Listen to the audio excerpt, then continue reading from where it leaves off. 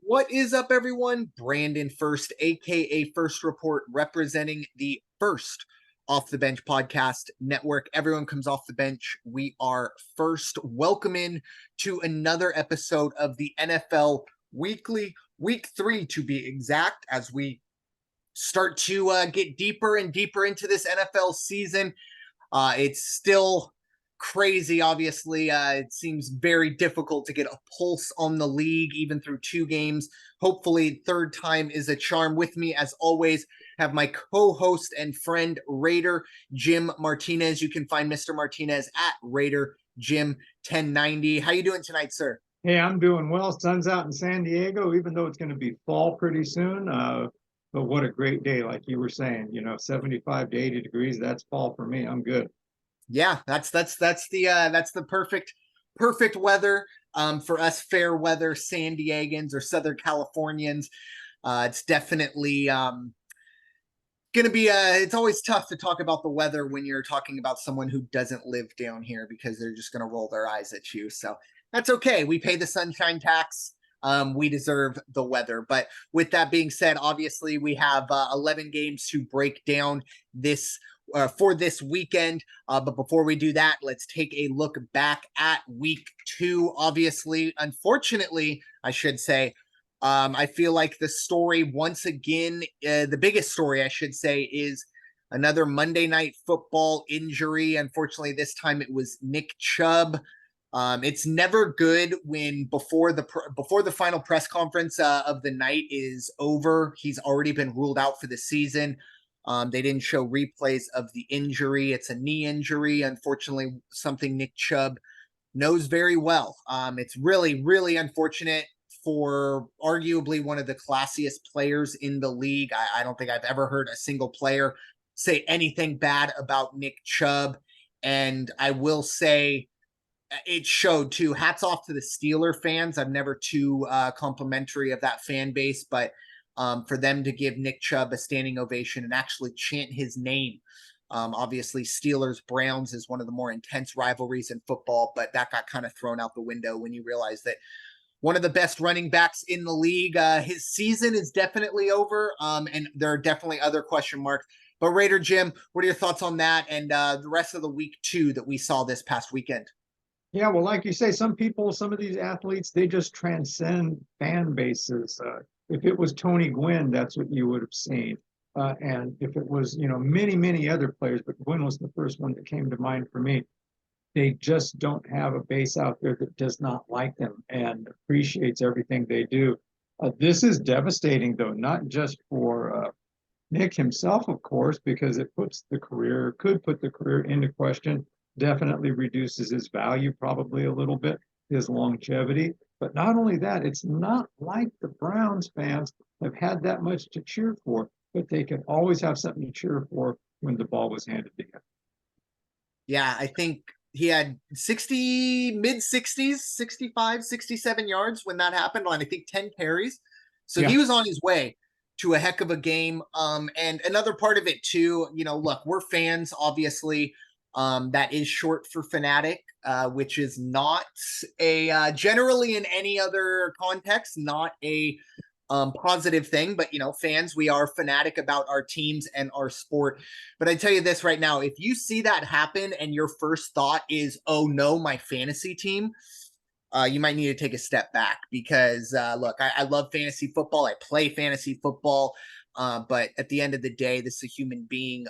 It's really unfortunate. And I think looking at it from broader terms, this is really, really unfortunate, not just for Nick Chubb and the league and us as fans, because we don't see one of the best running backs in the league play this season, but for the fraternity of running backs. One of the big talking points this offseason was teams' reluctance to give out big money to running backs. I mean, this goes all the way back to the Le'Veon Bell holdout.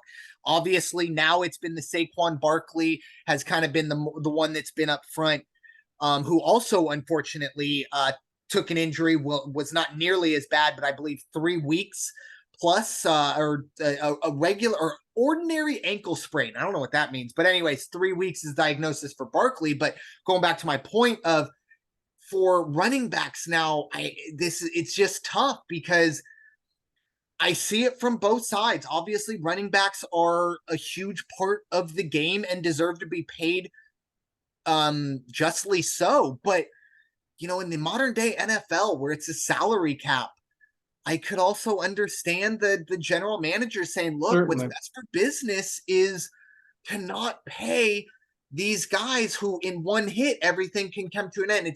I don't know what the right answer is. I don't think there is a right answer, but this incident right now does not help the case for the running back side of things, and obviously the No. Barkley situation. But it's really, really unfortunate, and I don't know what the answer is. And also, too, Mika Fitzpatrick, he's getting a lot of hate. Goodness gracious, it's so hard to figure out how to tackle people and things like that in the NFL, especially a guy like Nick Chubb. That's a football play, people. It's very, very unfortunate. It's terrible ending, but there's no ill intent from Micah Fitzpatrick. He's trying to make a tackle on a really good running back. I think the hate towards him is totally unfounded.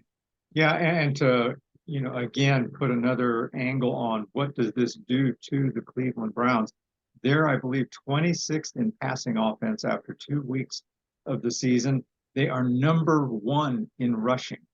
They have 404 yards rushing after 2 games. The next closest team is your Eagles at 358. This is a big hit for this team, and it's gonna and they have stayed competitive. I mean, they're 1-1. I know it's early, anything can happen, but they were going to be competitive. Now they're going to lose their running game. What's going to happen? Well, I mean, and I think we saw it on Monday night. When Chubb went down, this team, and don't get me wrong, Pittsburgh's offense wasn't lighting the world up either. If it wasn't for a late strip sack, scoop and score, if you will, the Browns might be 2-0. But as you said, this is a situation now. The Browns did sign Kareem Hunt. I don't think anyone's going to fill Nick Chubb's shoes. I certainly don't think it's going to be Kareem Hunt, but it's something obviously to fill in. A lot of this now is going to fall on Deshaun Watson. Personally, for Deshaun Watson, I don't think he's a very good human being from all the reports that we've seen. Football wise, I don't know what's happened. This was a guy before kind of all that crazy stuff came out that was, one of the top 5 quarterbacks in the league. And obviously that stuff came out. He just doesn't have it. Completion percentage in the mid 50s. He's being outplayed by Baker Mayfield, who he's going to be held up against, whether he likes it or not. He should have that advantage. It's not looking good for the Browns. The whole of the AFC North is it's just a weird division right now.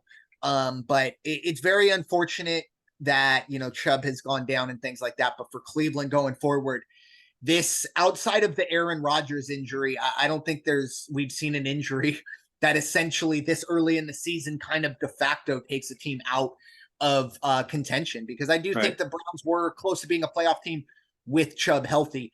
I don't think the next guys up, unfortunately, are going to be able to pick up the slack of Nick Chubb.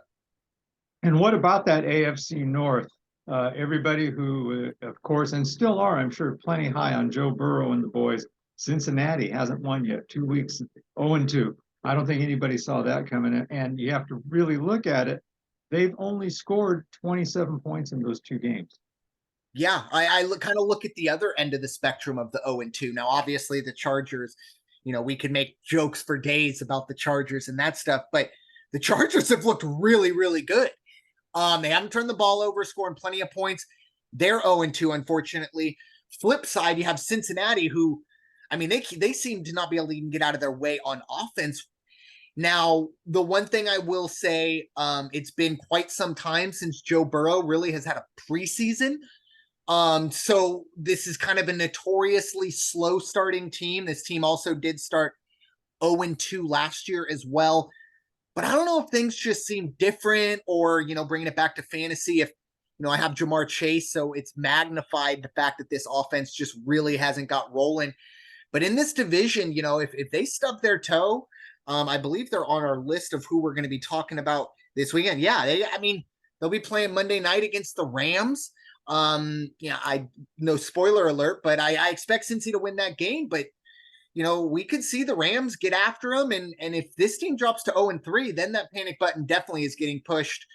It's really, really crazy to see how this division in the AFC North, Baltimore, I believe 2-0, and then you got Pittsburgh and Cleveland 1-1, and then Cincinnati 0-2. And as you said, maybe that's not the big surprise, but 27 points scored in the first 2 weeks. That offense needs to get rolling. But yeah, and back to the Chargers, Yeah. the Chargers for a minute. Their offense is doing fine. You're right. They're number 6 right now after the 2 weeks, but their defense is 30th. And I mean, their defense is below the Raider defense, which is nothing to write home about once again. So that's where their problems are. They're on that side of the ball. Going to be interesting to see what happens. Yeah, it's not great. Still very early in the season. Definitely not writing any of those teams off, especially the Chargers and Bengals.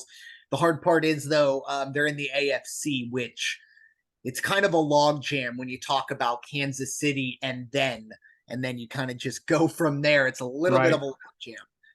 Not crazy easy. But with that being said, time to look ahead to the weekend ahead, and we are going to start chronologically. Thursday night football, and I'm sure the schedule makers, they expected something a little different when this matchup was picked for prime time on Thursday night. But we have the New York Giants heading to San Francisco to face the 49ers. The Niners are 10-point favorites. All these lines are courtesy of Bovada as of yesterday. Yesterday being the 19th of September. But the over-under also sits at 44.5. This is an NFC East team, so I will get this one started. Look, halftime, Arizona Giants. You were looking through record books. You were trying to figure out, how bad the Giants could be. Down 20-0 against one of the worst teams in football, or at least a team we were told is going to be terrible, and they haven't been good. But anyways, they do fight back, end up winning the game in Arizona 31-28. So they are 1-1, as I brought up. The real tough part of it, though, is Saquon Barkley being out for 3 games. And this is not the time. This is not the team. This is not the situation you want to be in if you're the Giants without Saquon Barkley. This is a big number, but until something changes, you have to go, or at least I'm going San Francisco. I am going to buy a half a point just to stay underneath that 10. So give me San Francisco minus 9.5. I will take the under here. And look, this is just a question out loud. I don't know if I have the answer to it, but I just wonder if maybe the Brock Purdy stock was bought a little too early. And once again, I could be totally off base. He could turn into a fantastic quarterback going forward, a franchise quarterback. And the story is great. Don't get me wrong. I love the story, Mr. Irrelevant, to essentially starting an NFC championship game. But just with the weapons that team has, with 2 of the best and most dynamic wide receivers, you have Christian McCaffrey, you have George Kittle, you have a tremendous offensive line. I just wonder if maybe it's anybody, or at least most quarterbacks can go there and look okay. Now, once again, he didn't look fantastic this past weekend. He missed probably more targets than I think I've ever seen him miss in a game that I've been keeping my eye on. So once again, I'm just asking the question. I'm not saying I have the right answer, but that's kind of the reason I'm going to lean towards the under here. I'm not fully bought into the San Francisco passing attack. So, and then obviously the Giants, look, they're going to struggle to score even with Barkley on the field against this defense. So I'm taking the under 44.5. Raider Jim, what are your thoughts? Absolutely right. One thing I learned the first 2 weeks is when it looks like, nah, those spreads are too much, you can't do that, there's no way. Guess what? There's a way. And all these teams are showing there really is a reason why the numbers are what they are. As you said, Saquon Barkley's out. And that was the Giants' only chance to stay a little bit competitive in this game. And I dare say, probably their only chance to beat the spread. I don't think they're going to beat the spread like you. I'll take that half point, make it 9.5. 44.5 is the over under. And what I'm looking at on the stats is right now, the 49er offense is averaging 30 points a game. Their defense is giving up 15 points a game. Add them up, that means 45, which means 44.5 is a great number to go with. So I do like the under on that one.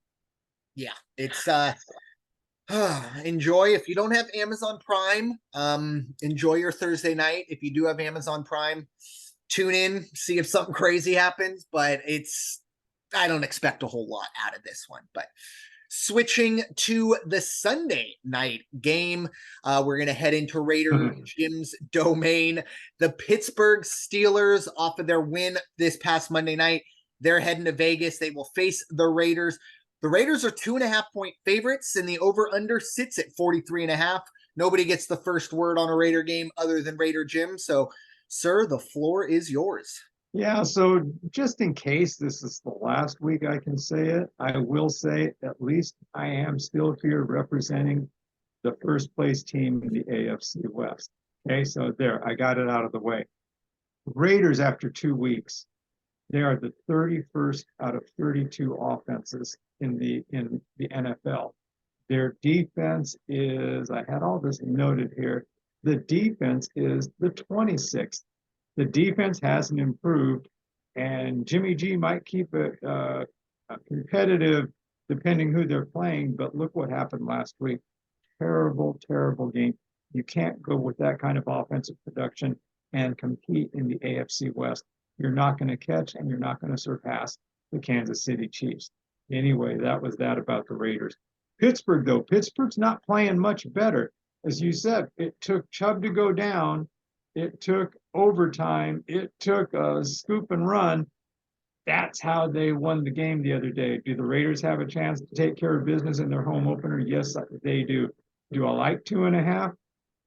Yeah, I'll take 2.5 because if you're going to put the game on Daniel Carlson, Daniel Carlson's going to win you the game. 43.5 over under. I'll take a half a point, make it 44. Give me that and give me go under on that. I'm still going to take the under. This isn't going to be a high scoring game. Yeah. And I do want to add something I put on Twitter yesterday, I believe it was, because it just irritated me when I saw it last week. And I looked at the stats from this past Sunday's game, the first 2 weeks of the season. Some journalist, he gets paid to write things and put it in the paper or in the press, compared Jimmy Garoppolo to Daryl LaMonica, said he could be the next Daryl LaMonica. I don't believe that writer is old enough to know who Daryl LaMonica was and what he could really do. And that couldn't have been, it's like these, sometimes I just think it's like, oh, just go find it. Go on Wikipedia and find something, throw it out there.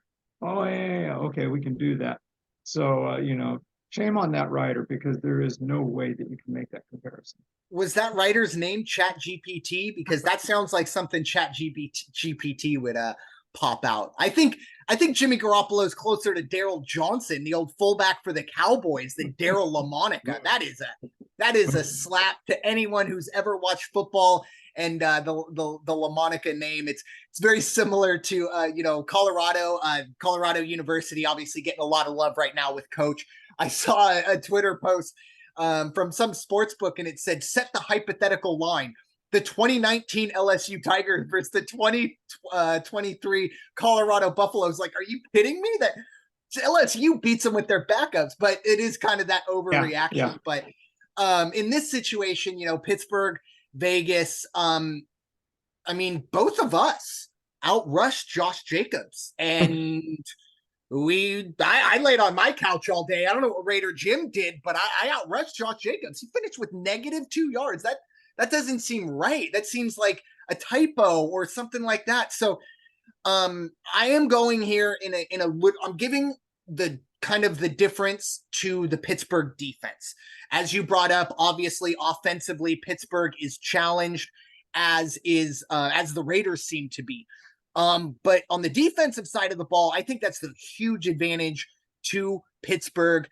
Can't believe TJ Watt has already broke the Steelers' career sack record. For a franchise that is essentially the steel curtain. Wow. what a job. I mean, obviously he's, one of the best defensive linemen we've seen in this generation, but I'm just going to give the edge to Pittsburgh. I like it. I think they win this game. So I will take the money line. This game is in Vegas, but there's going to be a lot of towels in the stands. In that one, Pittsburgh travels very, very well. Like you, I do like the under. I like the idea of buying that half a point as well. Keep it under. This has 20-17 written all over it. But I like you. I could see this coming down to Daniel Carlson. I tell you what, if there's 3 seconds left and Daniel Carlson's trotting on the field, I'm crumpling up my money line ticket. Yeah, it's not good there. But I will take Pittsburgh money line, but this is just mainly because I just think the Pittsburgh defense is the big story here in this matchup. So moving on to the first of 2 Monday Night Football games. It is my Philadelphia Eagles. They're heading to Tampa to face the Tampa Bay Buccaneers. Currently, the Eagles are 5-point favorites. The over-under sits at 45.5.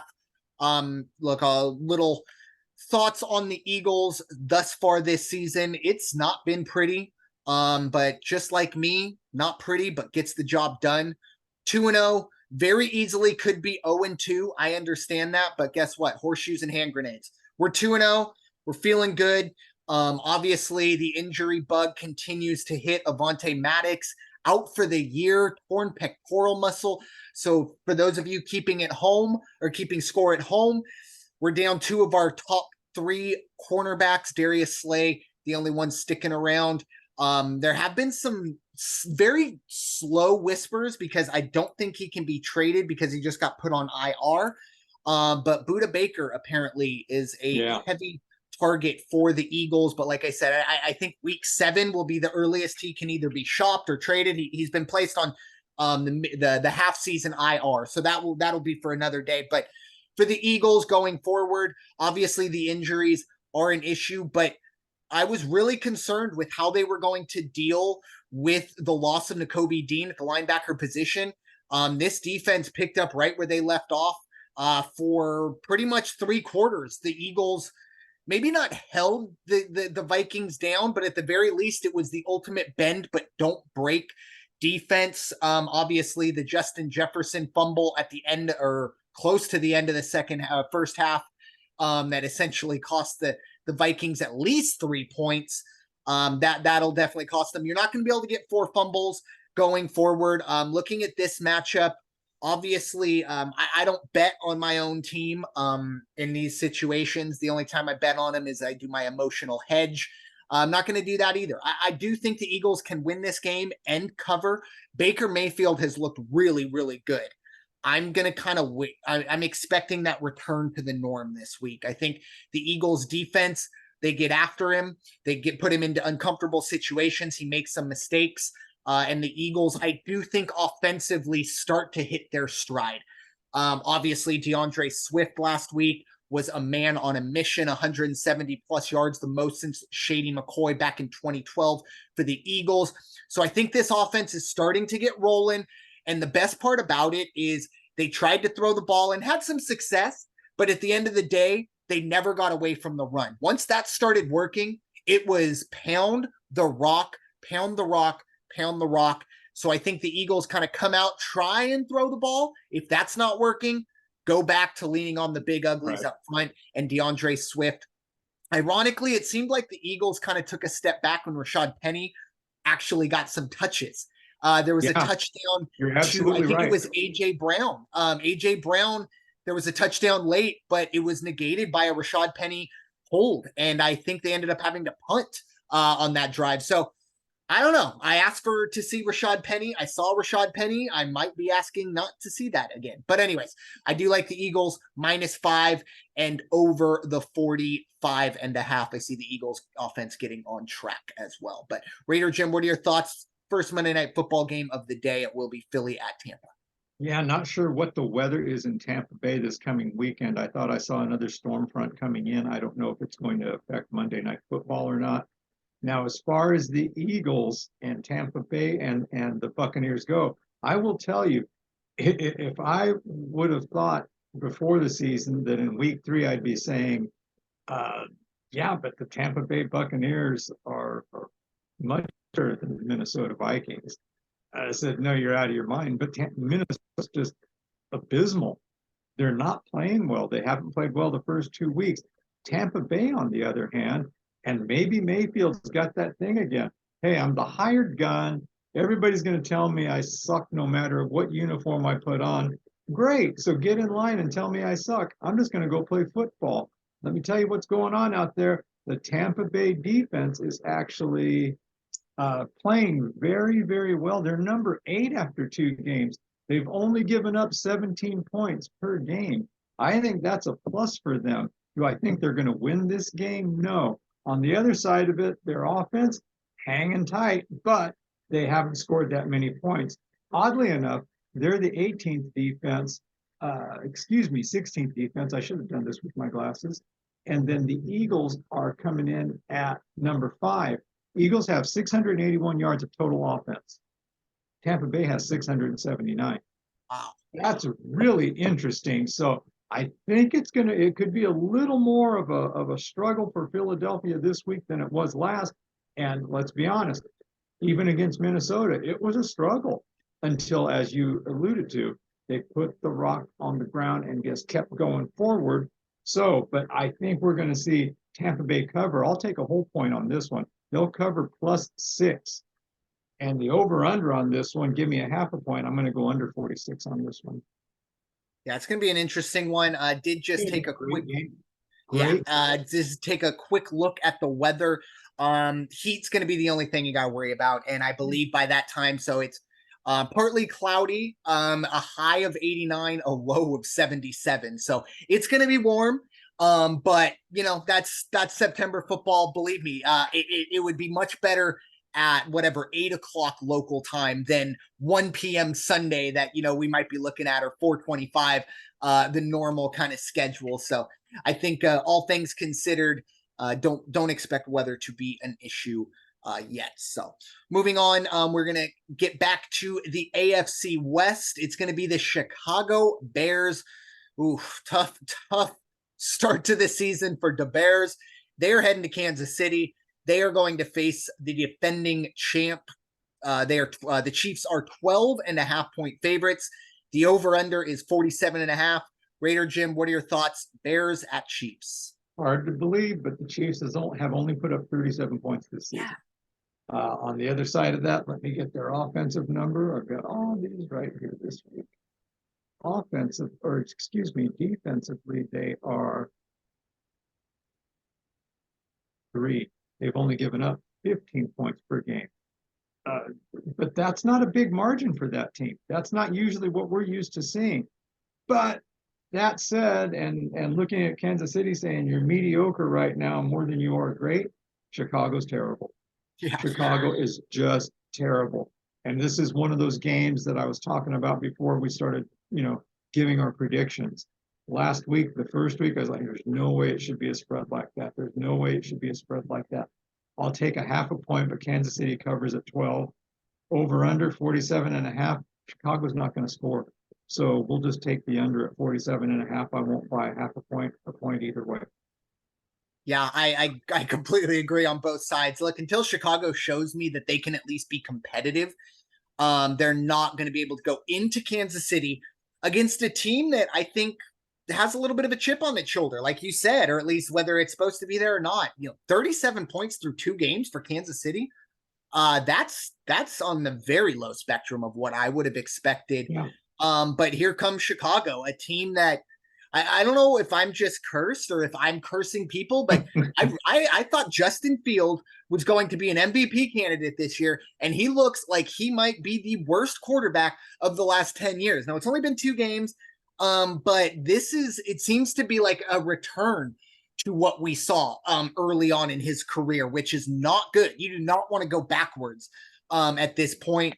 Until Chicago shows me something else, I'm going Kansas City. I'm not going to buy that half point. I just think this is going to be a blowout. I think these are 2 teams, one team in Chicago that just isn't very good, and another team in Kansas City that's kind of looking around going, look, let's beat up on this team. Let's feel good about ourselves. Let's get ourselves to 2-1 and get kind of everyone back on that.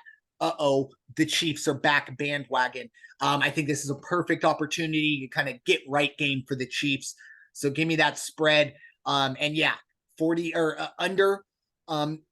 This kind of a no-brainer. I'm really surprised that this number is that high. I think Vegas is counting on Kansas City putting up at least 31 points. I mean, that's the only way this breaks down for me to go over, is if somehow Kansas City, and even 34 points, we might not get there. And it's, as we've seen, there's no guarantee Kansas City's putting those type of points up. So give me the under. I actually feel really good about the under. Probably won't touch the spread, but I love 47.5 as the under.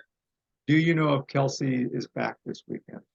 I believe so. He played last week. There's your cover.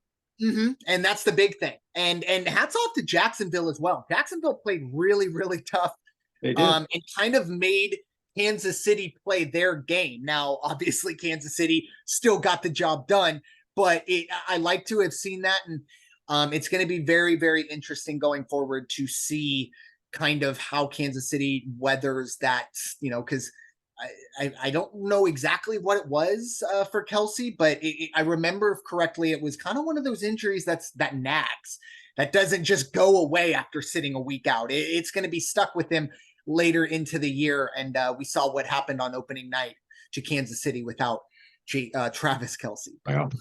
Moving on, staying in, I should say, the AFC West. It is the Denver Broncos heading to Miami. They're facing the Dolphins, who are 6.5 point favorites. 48 is the over-under. The Dolphins are 2-0. Both wins on the road. Very impressive start to their season. Raider Jim, what are your thoughts? Broncos at Dolphins. Just like Nick Chubb, there are good people out there that just don't want to see bad things happen to them. So let's add Sean Payton to that list.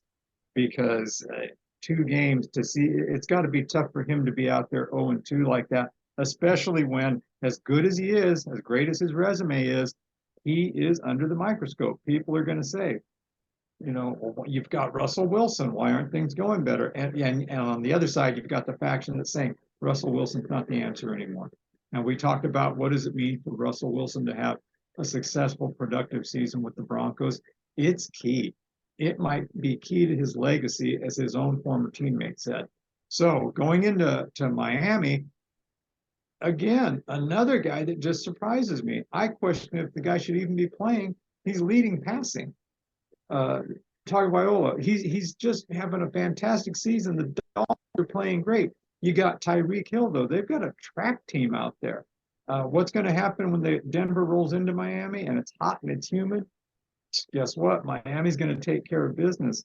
Do they beat Denver by a touchdown? Yes, they do. Do I need to buy a half a point? Possibly, possibly, but I don't think I do. Under 48, I don't know that there's going to be enough firepower from Russell Wilson and the boys to push it over. So I'm going to take Miami covers the spread and take the under on this one. I agree. Miami definitely covering this spread. I've been kind of not too high on Miami. I've definitely been in the camp that hasn't totally bought the Kool-Aid. Well, I'm in line.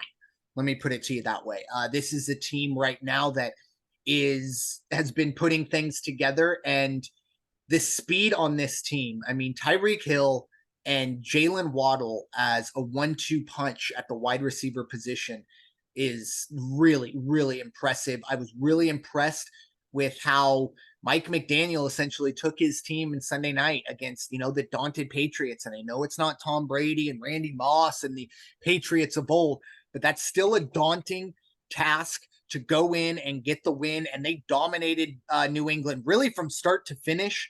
And there were a few, maybe things I would change if you're Mike McDaniel. Obviously, some situations going forward, but look, he's 2-0. He's got a great rapport with his team. As you said, Tua is chucking the ball all over the place. Give me Miami minus 6.5. I am going to go on the over side of it just because I think Miami might put up 35 by themselves. And at that point, it's almost like, Denver falls forward 5 times and maybe they get 14 points and everyone goes home happy.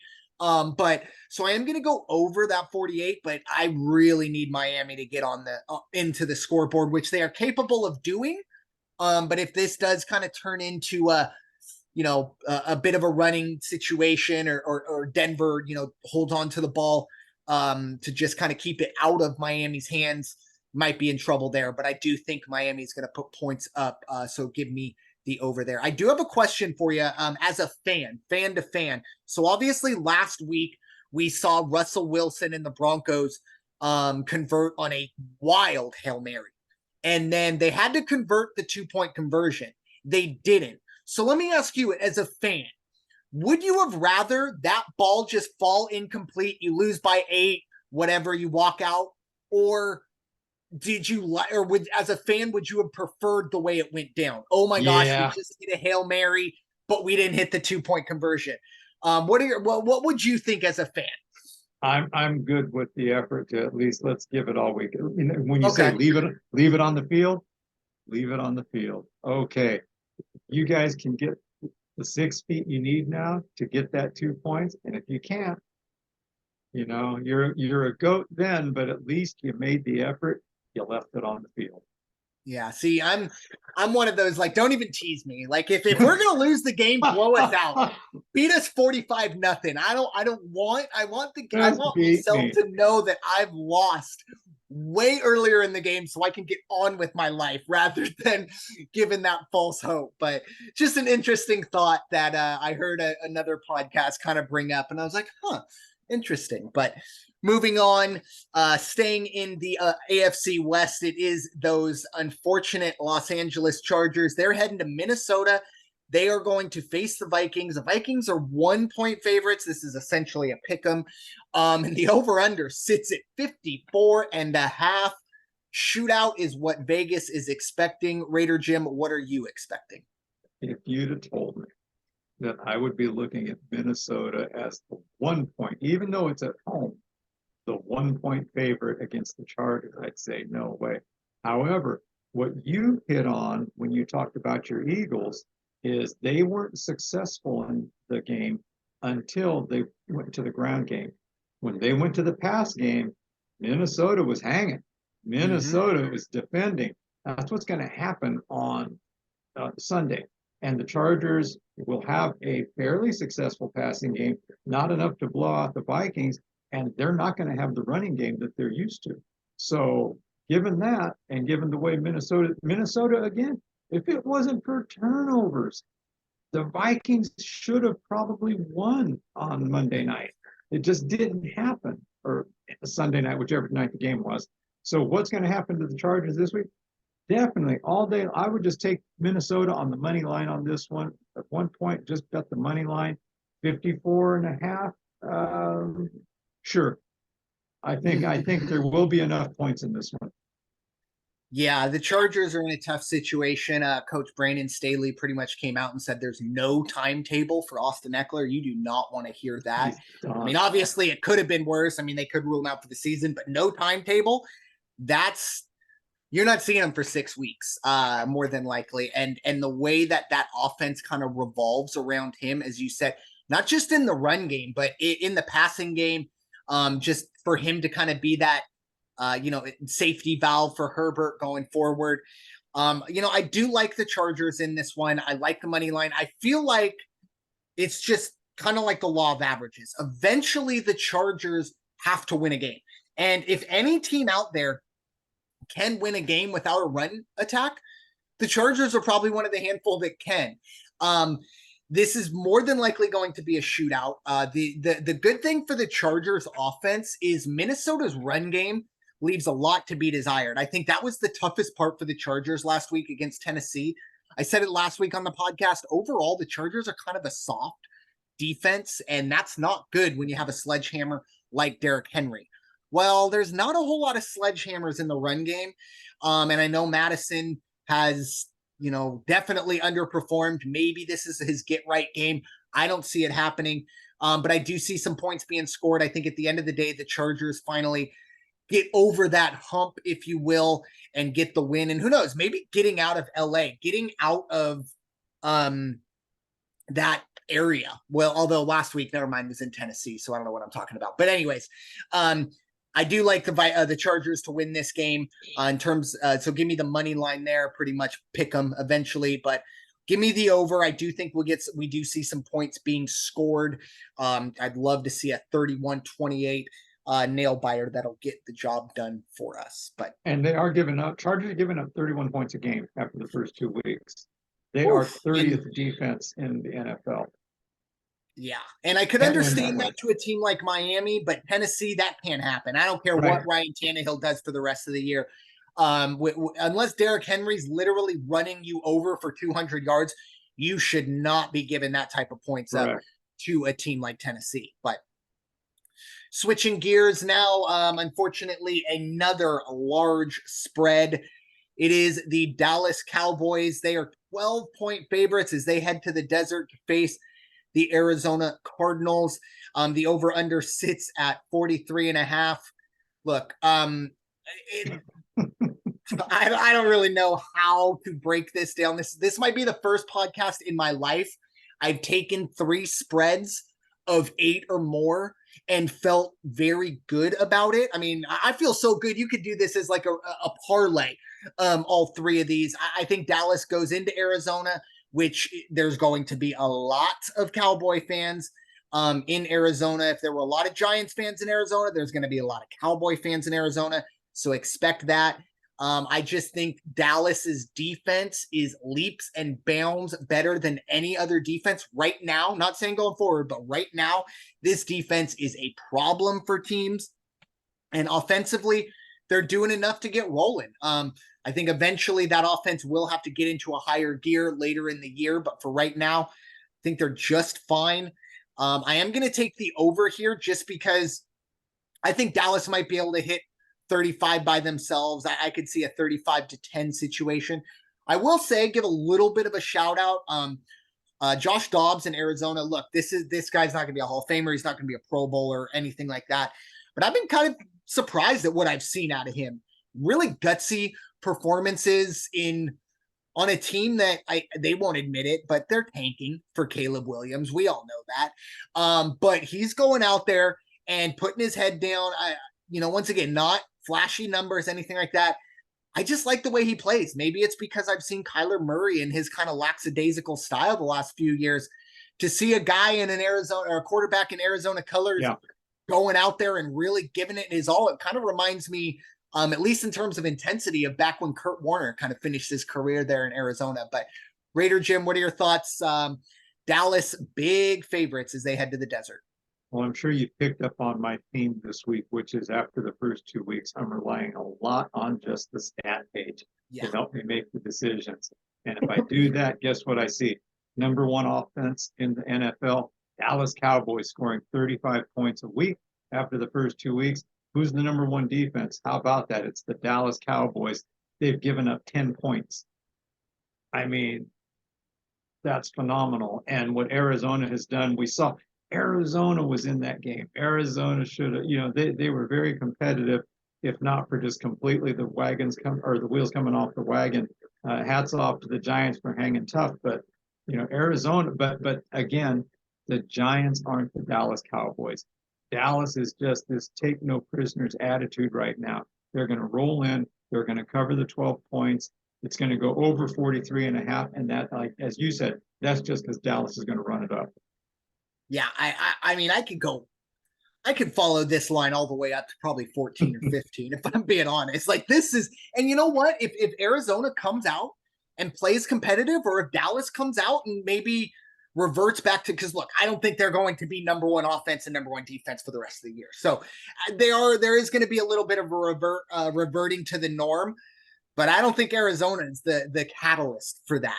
I just, like I said, it's kind of like some of those teams, you just hand them an orange slice, you rub their head and said, hey, you know what? You gave it a good effort. You don't want to get on Arizona. It's like kind of like a kid in Little League. You don't want to get on them too much. They're doing the best they can with the ingredients they've been given. But Dallas, yeah, I think Dallas gets the job done and covers, like I said, a very high number going forward. But sticking in the NFC East, we have the Washington Commanders hosting the Buffalo Bills. The Bills are 6.5-point road underdogs. The over-under here is 44.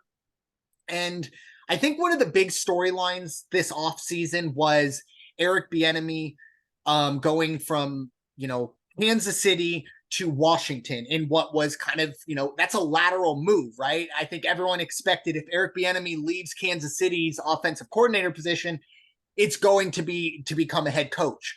Certainly not moving to a Washington offense after Patrick Mahomes. But I also do think Eric Bieniemy might have looked in the mirror and said, you know what, maybe I'm not getting head coaching opportunities is because people think it's all Patrick Mahomes and not me. So I have to go out and challenge myself. Well, challenge has been answered. I'm really, really kind of fascinated by what I've seen out of Washington. Sam Howell's doing enough. Brian Robinson, kudos to me for picking him up on fantasy. This guy is looking like a top 5 running back, and that's what Washington needs. If Washington can focus fully on running the football and work through play action with young Sam Howell, I don't want to say the sky's the limit for this team because of the division they're in, but there's a wild card possibly in their future. With great coaching, obviously going even back to Bieniemy and then obviously Ron Rivera. I like Washington at home to cover the 6.5. I don't know if they're going to win this game. Maybe by a half a point to cover for a 7, but I don't need to.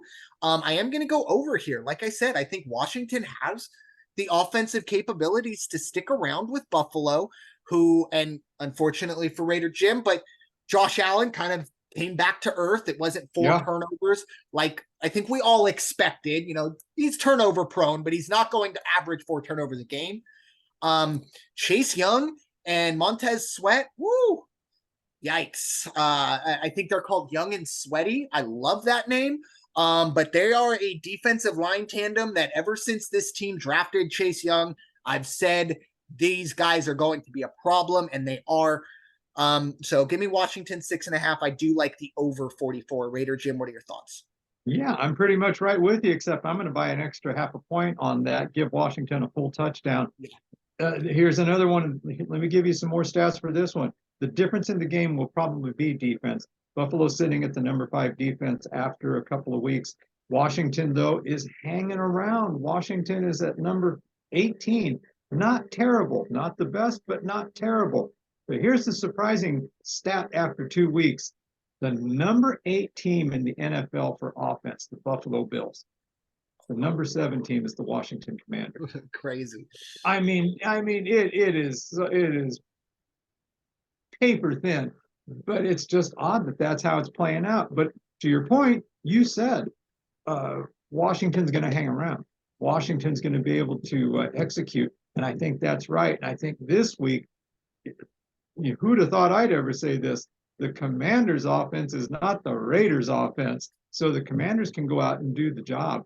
And I'm with you. Like I said to start this one entry, give me 7 points, give me Washington, give me the over. And also, and again, I don't think weather again in Washington. I don't think it's going to be an issue either. No, and again, going back to kind of Washington being at home here, this is not the catacombs that we've seen in years past. There were a lot of people, a lot of Washington fans, who. I mean, look, I'll be honest, from everything I've heard, I've never been to the stadium, but I've heard it's the worst in the league. And it's in Landover, Maryland, so it's kind of out away, but a lot of fans and a lot of people have essentially boycotted the team over the last few years because of Dan Snyder. Well, I think we saw week 1. Now, obviously, it wasn't impressive the way they beat Arizona, but they beat Arizona. And it was just, even the announcer said, like, this, it just feels different. So I don't think it'll be a massive home field advantage, but I think this Commanders team is enjoying more of a home field advantage than any Commanders or whatever they used to be called over the last 5 to 10 years. And I do think that could possibly play into this as well. Just because, if that place, if this team is sticking around going into the fourth quarter, that place is going to be loud. And, it's a big stadium. I don't know if they sell it out, but there are going to be a lot of butts in the seats making some noise for their Commanders going forward. So, it's going to be interesting. I still haven't seen, I don't know if they banned the old logo. I'll say it just because I want to reference them, but the Redskin logo. But I have not seen a single Washington fan over the last 3 or 4 years on TV with one. So I'm just wondering if they ban it for the stadium or if they just pick and choose who That's they put interesting. on TV. I have a feeling that was it's a my pick and first choose. question. Got to be a pick and choose. It has to be, because you can't sit here like I spent X number of dollars on this Darryl Green jersey or something like that. Don't tell me I can't wear it in because of this logo right here. But just a random thought, a little picture into how my mind works. But anyways, moving on to our the Monday Night Football. This will be the second Monday Night Football game going on. It is the Los Angeles Rams. They are heading to Cincinnati. Cincinnati Bengals, we talked about them earlier. They're 0-2, but they are favored here at home, 1.5 points. And the over-under sits at 43. Raider Jim, I'll give you the honors to get us started. Rams at Bengals. We all go to bed on Monday night, and it's going to be Cincinnati's 0-3. I think the Rams are going to run into Cincinnati, take care of business. They definitely, 1.5 points is really, take it or leave that. But I think Rams beat them by at least a field goal. And I think their defense, the Rams defense, is going to surprise everybody and really come out. They're number 12 right now. That's not that bad. And I think Cincinnati, because of the bumps and the bruises and the miscues that they've had over the first 2 weeks, they've kind of exposed themselves. They've already got themselves, it's not a big hill, but the incline is there. So they're already moving uphill a little bit. Rams are going to be just fine. They're going to go in and take care of business. Over, under 43.5. Give me the over on that one because I think there will be some offense. Interesting. There was some news. I meant to bring it up when we talked about the Vikings, but I'll bring it up now. Disgruntled running back Cam Akers. He was traded to the Vikings for, all I saw was pick swaps. So you can go find out what exactly that means. So, keep that in mind, but I don't think Cam Akers has had a single carry all season. So I don't think that affects this game. I just wanted to kind of throw that out there. I'm kind of on the other side of this. I think this is a get right game for Cincinnati, and maybe I'm in the boat kind of where I talked about with Miami. I was very hesitant to drink the Kool-Aid. Excuse me. Maybe with Cincinnati, I'm drinking too much of the Kool-Aid. But I think this team is too good to start 0-3. I think for better or worse, this is going to be a tense game. You do not want to start on Monday Night Football, as Raider Jim said. If we get that Raider Jim scenario, we all go to sleep Monday night and the Browns are 0-3, there would have been a lot of Bengals. Thank you. Yeah, Bengals go in there 0-3. There's going to be a lot of boo-birds throughout that game in Cincinnati. It's going to be really interesting, but I do think Cincinnati gets right in this one. I think they do win the game. They cover the 1.5 for what it's worth. But in order for that to happen, we have to go over the 43. If this game is under, the Rams win it. I just don't think Cincinnati wins a defensive, kind of slugfest, if you will. Right. I will say also, and I'm going to, I had his name in my head, but the wide receiver who has taken the league by storm, Pekka Nakuku, I believe. Yes. Yeah, I tell you what, Cooper Kupp, obviously, you'd love to have him in the lineup, but what a luxury to just pull. And is it Juju Atwell as well? Seems like Sean McVay is just pulling guys off the street to play wide receiver, and it's working out. So who knows? Maybe that'll help at least get the over. But that's going to be an interesting one. Obviously, with this game going off on Monday night, once the Eagles finish their game up, I'll keep my eye on it, but won't be focused too much on this.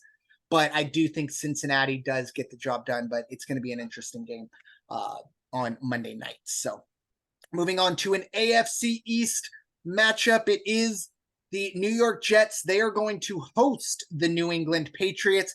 Patriots are going to come in as 2.5-point road favorites. The over-under sits at 36.5. Raider Jim, What are your thoughts? Patriots at Jets. Patriots defense is hanging okay. They're kind of middle of the road right now. I think they're at the 17th spot right now. However, uh, they're not the Dallas Cowboys. And I think the Jets showed everybody if they really just, you got to almost throw Dallas out of the that game last week. Dallas is just playing at another level right now, no matter who you put in front of them. They beat up on the Giants. They beat up on the Jets. Okay, that's great. This is two different guys. New England's struggling right now. And it's very obvious when you get these pictures of Belichick just beside himself and he's being, very concerned. And I don't know if you caught the tuck rule thing last week on their game. There was one play where their quarterback went back and he got hit, and then there's all this big hubbub about, oh no, it wasn't a fumble, it was an incomplete pass. It's like, oh, you know what? I just had to smile and watch that go down. I don't think that New England's going to be much more successful this week. I think the Jets know this is kind of like every week for them. It's make or break. If they want to stay in there, if they want to stay in the news positively, they got to put it together. They got to play well. Their offense is going to do well. I think the defense is going to hold New England, and partially because New England is just not being that productive right now. They're okay, but they're not great. And this isn't the teams of the past. So I'm going to go ahead and take the Jets +3 on this one. And I'm going to go ahead and take over on this because I think there will be some points. I can see it being 21-17. There's 38. We're good to go. Yeah, I'm a little more confident in the Jets. I like the money line here. I think they just go in and handle their business. I'm a little concerned. Breece Hall not exactly didn't have the game we expected, but look, let's be honest. You're going up against Dallas, as you said, and they were down early in that one. It's kind of hard to run the ball in those scenarios. Zach Wilson he's for better or worse, he's going to go out there. I don't know what more to say about Zach Wilson. You're kind of waiting to see those combine or pro day throws from him. We just haven't seen them at least consistently. But I do really, really like what the Jets bring to the table defensively. I think they have one of the best defenses in the league. Now, once again, as you said, throw the Dallas game out of it. Sometimes you just run into a bandsaw, and guess what? You're a piece of wood. It's going to cut right through you. Right. This is not a bandsaw that you're dealing with in the Patriots. This is more like a handsaw, and the person who's using it only has one hand. And that's more like what I see here. So I do like the Jets to get the job done. I am going to go under here, though. This, for me, this has a 17-14 game written all over it, or even 17-6, something like that. I don't know how this team is the Patriots really are able to score points. Even Ramondre Stevenson, We've been kind of expecting, okay, hey, let's get Mac Jones, someone to be that main guy. Hey, let's get a running back in here. Ramondre Stevenson looks like he's the guy. Doesn't look like it. And the Patriots are in a real tough spot. I think going forward, like you said, Bill Belichick, he always looks grumpy. He always looks like he got invited to a party that his wife dragged him to, and that's where he is.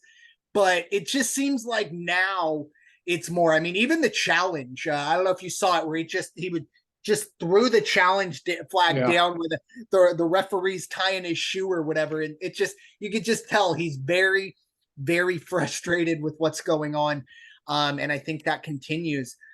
In this one, I do like the Giants to win this game. As crazy as that is after what we saw after week 1 and where they've gone. But yeah, the under as well. Moving on to the final game we'll be talking about, and I just threw this one in there as a little nod to our comrade, Coach Lupien. It is the New Orleans Saints. They're heading to Lambeau.